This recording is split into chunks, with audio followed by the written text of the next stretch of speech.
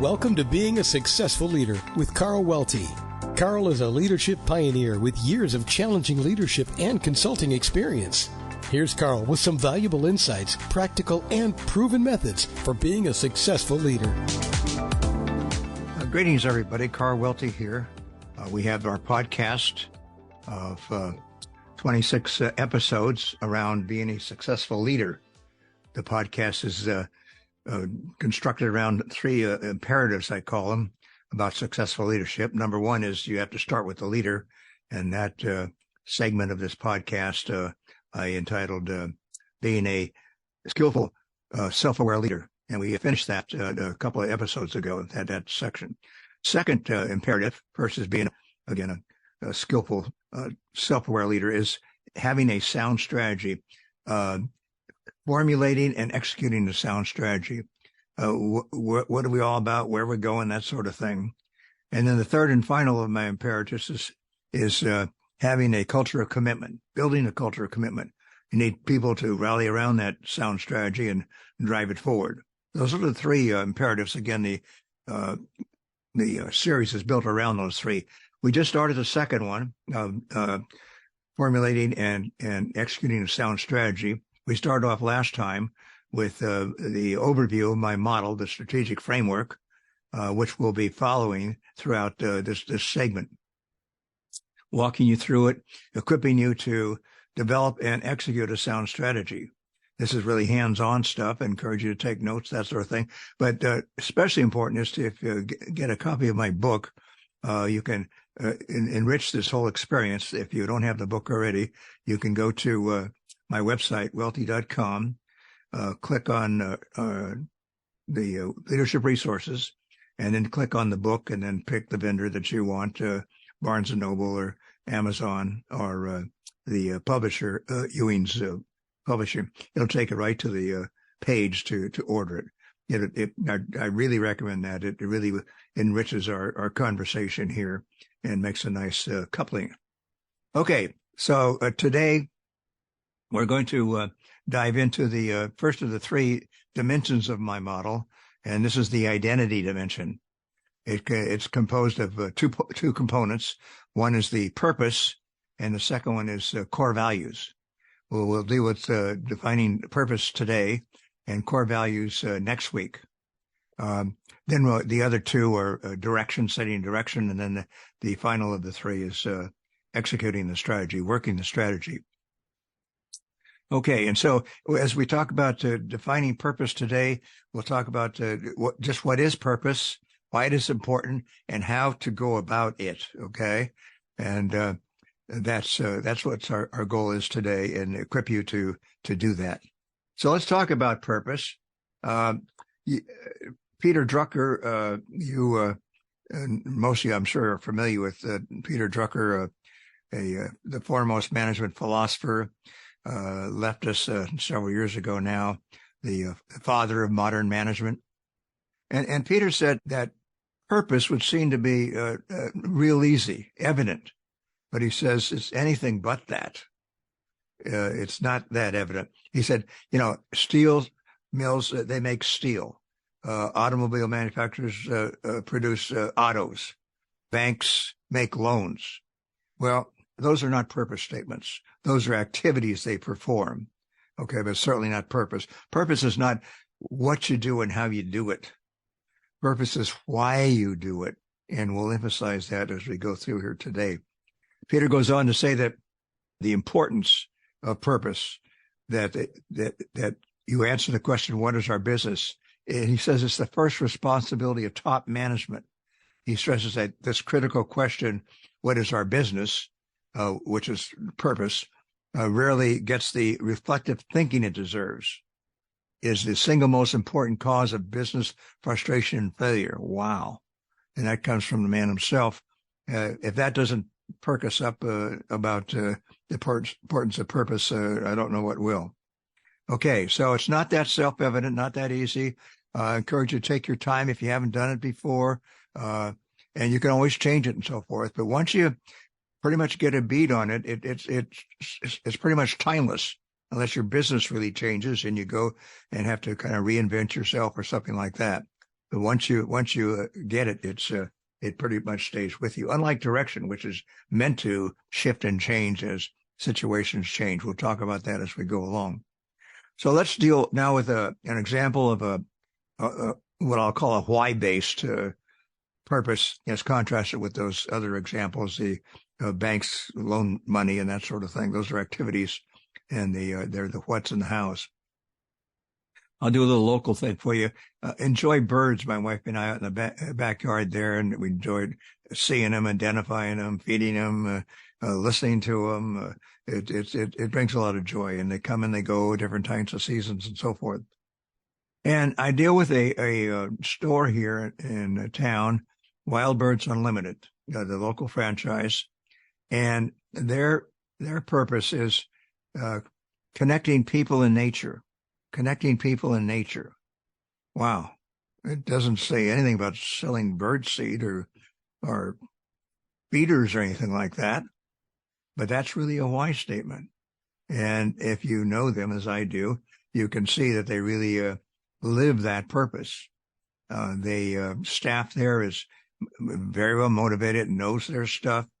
One of the co-owners wrote a book recently on the secret life of wild birds, where he talks about the things you wouldn't know about, and it certainly enriches our experience as we know about the different birds and their habits and things of this nature.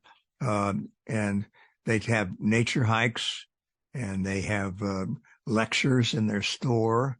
And it's true, it revolves around birds, but it's much more than that as they get people out with the idea of looking at birds and so forth, but they're out in nature and enjoying it. Again, connecting people and nature.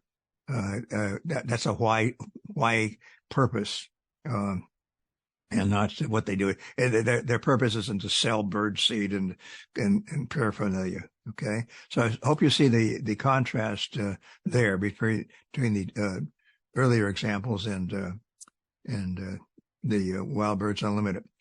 So the purpose, to define it, is the fundamental reason that an organization or organizational unit exists. Organizational unit could be your department or division or what have you.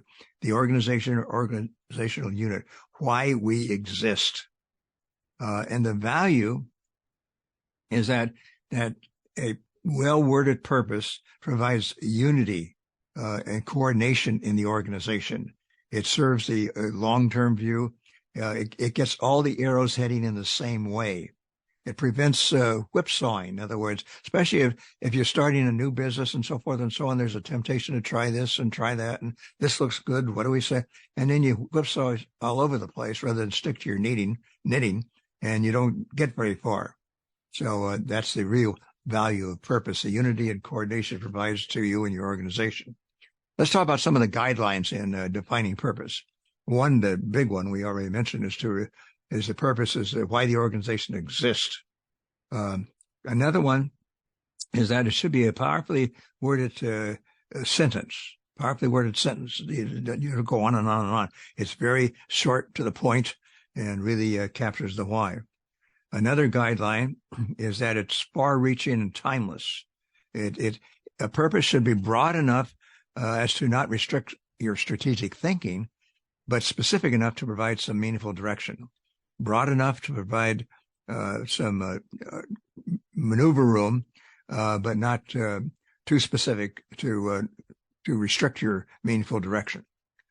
It needs to be clear and inspiring. If you don't get a tingle in your belly when you think of your purpose, maybe we missed something here. Hopefully a fire in your belly, but at least a tingle, okay? You might say, well, making money, isn't making money a purpose? No.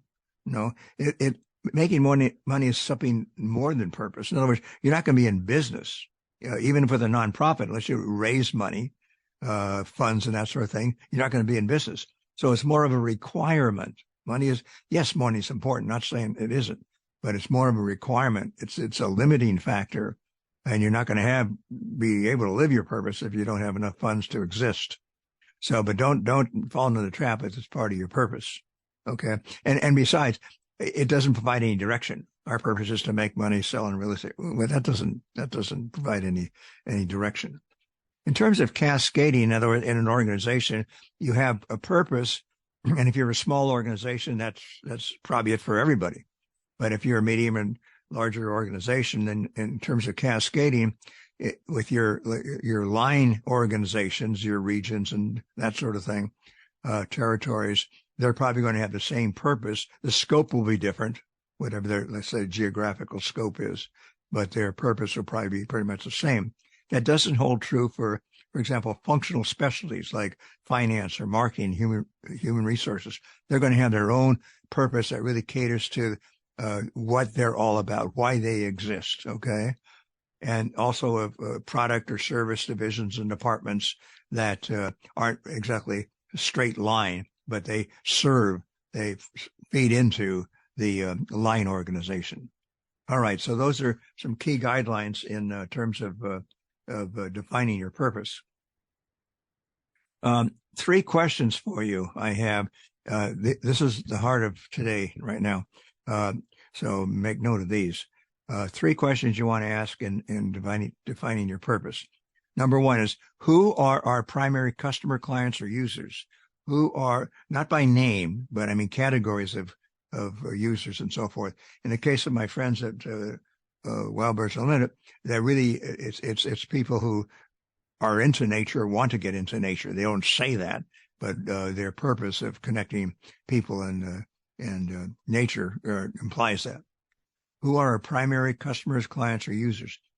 A second one you want to ask yourself is, what do they being your primary client, customers, users, what do they find or could find of value or worth? This is your value proposition. What do those people find of value or could find of value or worth? That's a biggie, because you want to just stick with what you're doing now. You sometimes need to anticipate where their needs might be.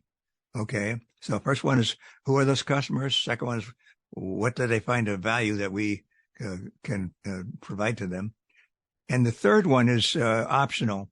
The third one is, if you think it makes a more powerful, meaningful purpose statement and adds to perhaps the clarity of your why, you can include a summary of what your organization does and or how it does it, a process or super duper this or what have you.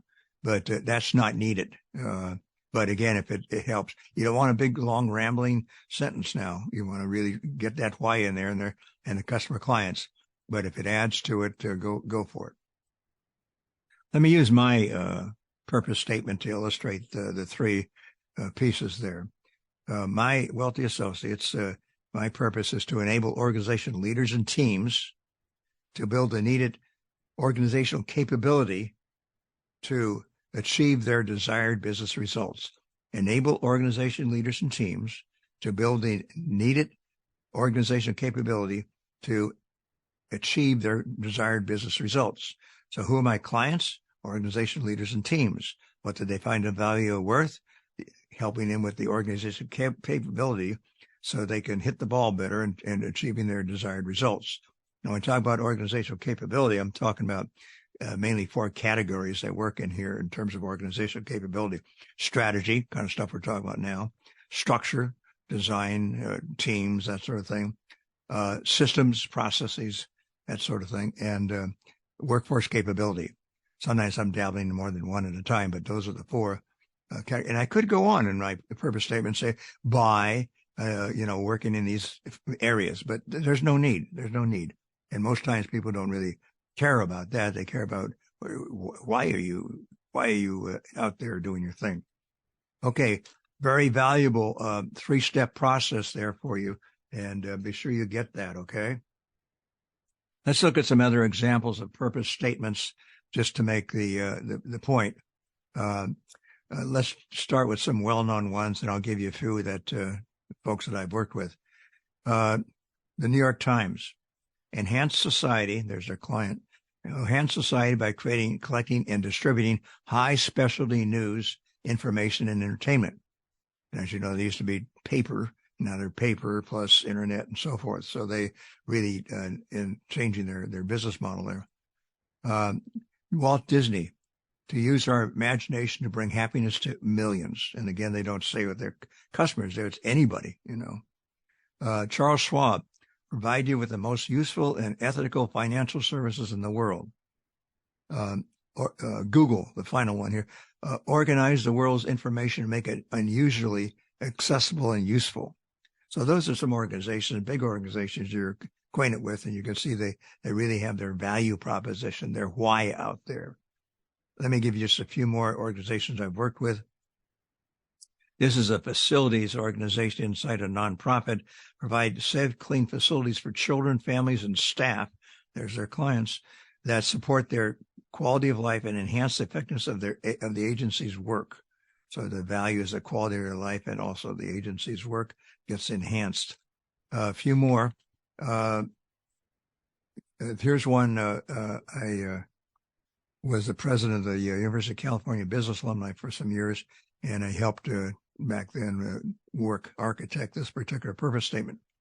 Contribute to the ongoing success of the business school by providing a continuous link for graduates, there's your customer, and friends through quality programs and services. And back then, that was a very important, we kind of shifted, rather than just be a place for alumni to meet and have fun and everything. It was really a link between the students currently and the faculty and the alumni. So we really made some real progress there, and that was our purpose statement. Let me finish with one that I think is really cool. This is another nonprofit, a small organization I work with. It's called Kids Cooking for Life is the name. But anyway, here's the purpose we came up with. Create confident, competent young cooks. There's your client, armed with knowledge to make healthy food choices for life and share this knowledge with their friends and families. I really like that. Create confident, competent young cooks armed with knowledge to make healthy food choices for life and share this knowledge with their friends and families. Okay, so I gave you some big organizations and some smaller organizations I worked with as examples, and they all have that three-step process embedded in their purpose. A final comment here, the word mission, sometimes people use the word mission instead of purpose. That's okay. I prefer purpose because you don't need to decode it. People say, what's the purpose? Well, there's no ambiguity there. Mission gets confusing. What's the mission? Is the mission a dynamic thing like take the hill, or I'm going on a mission? Or is it a timeless kind of thing? This is our mission. So if your organization is using the word mission and it's working, fine. If you're new at this and don't have your purpose, call it purpose, okay? Makes it a lot easier. All right, so that's it for purpose. We talked about what it is, the value of it, and then how to go about crafting a purpose statement. Now, as you do this, take your time and work with your leadership team, quality thinking and interacting, and you can come back to it and so forth. And once you kind of, as I say, nail it down, it's with you. It's timeless unless your business really changes a lot. Next week, we'll talk about the second component of identity, and that's core values. And we'll go through that again and help you understand what they are and how to go about developing core values, which are really about talking about what you stand for. So purpose is why we exist, and core values is what we stand for. The two together is the identity, or as Peter Drucker says, the theory of the business. All right, you take care now. Hope this was useful. See you next week.